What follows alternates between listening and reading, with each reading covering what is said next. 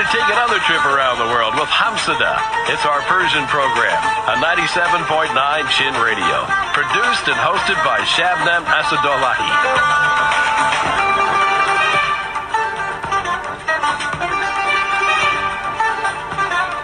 خانه‌ای باید ساخت پی آن از شادی، در و دیوار از عشق از وفا، آجر و خشت با صفا همچو بهشت، مردمش با خرد و نیکندیش، دینشان راستی و مهرآیین، نام آن خانه شود آزادی. درود بر شما. خیلی خوشحال هستیم که به برنامه هفتگی همصدا از چین رادیو 97.9 FM تشریف آوردین. خوش آمدید. با آقای فریار نیکبخت، مشاور حزب مرز پرگوهر از کالیفرنیا این گفتگو رو داریم عزیزان. آقای نیکبخت برای ما اطلاعات رو خواهند داد در رابطه با 18 تیر و اتفاقاتی که در ایران افتاد و همچنین در رابطه با آقای روزبه فرهانی پور که به ایران برگشتند. منتظر هستیم خودتون که معرفی کنین و از حزب مرز پرگوهر و از اهدافش و از اینکه در ایران چه خبر بود 18 تیر. با تشکر از شما و درود خدمت شنوندگان عزیز شما در کانادا و منطقه. عرض کنم که این دوستان جوان ما که چندین سال هست که من باشون در لس آنجلس آشنا شدم، بیشتر کسانی بودند که در دوران 18 تیر 1999 یعنی 10 سال پیش در تهران و سایر شهرستان‌ها به صورت نویسنده، به صورت روزنامه‌نگار و دانشجویان دانشگاهی فعالیت داشتند تا اینکه زمان قیام 18 تیر فرا رسید. در اون دوران آقای روزبه فرهانی پور و دوستانشون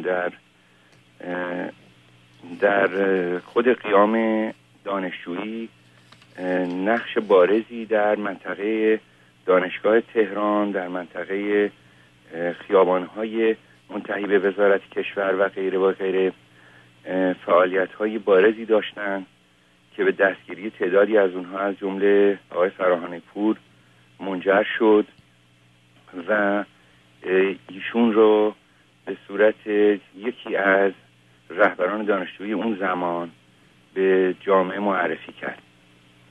ایشون در اون دوران مدتی زندان بودن و بعد از یک مرخصی با وثیقه از ایران خارج شدن، به خاطر اینکه شکنجه های رو متحمل شده بودن و خطرات بیشتر و بیشتری هم متوجه ایشون بود که قرار بود بعداً به محاکمات کشیده بشن و به هر حال متحمل خطرات بسیار بیشتری بشن محتملاً در اون زمان. بنابراین از ایران خارج شدن و به صورت غیرقانونی البته و بعد از مدتی به آمریکا اومدن که ما تقریباً در 7-8 ماه بعد از اون وقایع با ایشون در آمریکا آشنا شدیم و وارد فعالیت‌های سیاسی در سطح آمریکا و تمرکز در لس آنجلس مشغول شدن. این خلاصه‌ای بود از وقایع اون دوران. در اون دورانی که در ایران بودند یک حزبی را به نام حزب مرز پرگوهر تشکیل دادن با دوستانشون، تیپ‌های روزنامه‌نگار و دانشجو و غیره که اینها بر محور نظرات میهن‌پرستانه و دموکراتیک شکل گرفتن و شاید بشه گفت که بیشتر نظریات رایج در ایران رو به طور کلی در زمینه ایران دوستی و گرایش به منافع ملی در برابر فرضاً منافع بین‌المللی اسلامی که در ایران در میان دولتیان رایج هست و غیره قرار دارند. ایشون و اعضاشون نزدیک بودن بسیار با حزب ملت ایران که یک حزب قدیمی دوران سالهای 20 و 32 بود که در اطراف دکتر محمد مصدق و مبارزات ملی شدن صنعت نفت و غیره شکل گرفته بود و در ضمن هنوز هم در ایران فعالیت‌هایی دارد و از اعتباری برخوردار هست. این دانشجویان و جوانان در اطراف فعالین و رهبران اون حزب قرار داشتن، منتها به صورت مدرن‌تر و دانشجویی اون در اون زمان در ایران فعالیت داشتن. با آقای فروهر و اطرافیانشون نزدیک بودن و پرورش یافته یک طرز فکر مدرن ملیگرای ایرانی هستند. این هم خلاصه از گرایشات فکری که آقای روزبه فراهانی پور و جوانان اطرافشون در اون شکل گرفتن و از جمله به صورت تجمع و فعالیت در اطراف حزب مرز پرگوهر ادامه به کار و زندگی سیاسی دادن.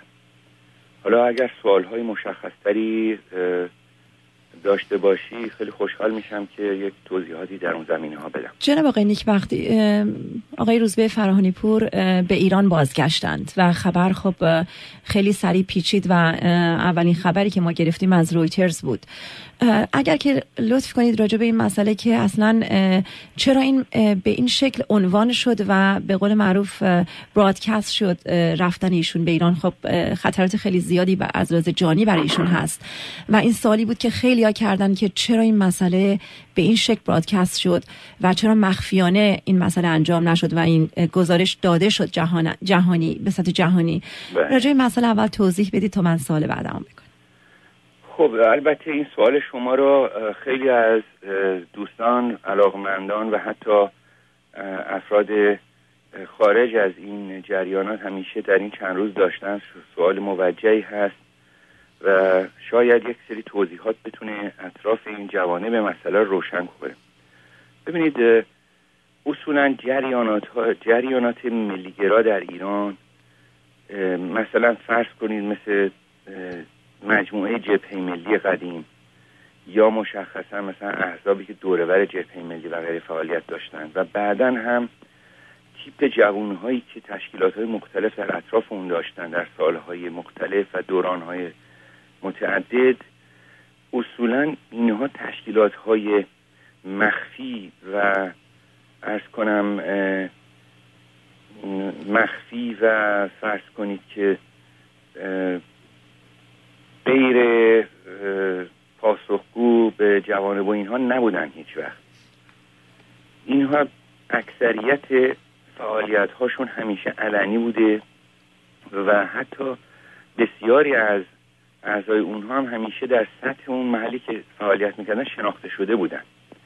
بنابراین اصولا سیستم فکری که مثلا مرز پرگوهر الان داره یا سایر احزابی که از اون جریانات برخواستن، مثل فرض کنید خود حزب ملت در ایران، اینها سیستم فکریشون این هست که در سطح جامعه موجودیت خودشون رو همیشه اعلام بکنن و فعالیت‌های خودشون هم حتی المقدور علنی انجام بدن که در سطح مردم باشه و حق خودشون رو مطالبه بکنن از این جنبه که ما حق داریم باشیم و حق داریم که فعالیت خودمون رو هم بکنیم. و این ماجرا منتهی میشه به این که معمولا رهبران اینجور جریانات ریسک بزرگتری رو متحمل بشن از نظر خطرات یا جانی در مواردی و یا خطرات دستگیری و فشار و محدودیت. مثلا من میدونم که بسیاری از این رهبران و یا حتی نویسندگان هواداران این جریانات دائما در ایران در تحت فشار هستند به خاطر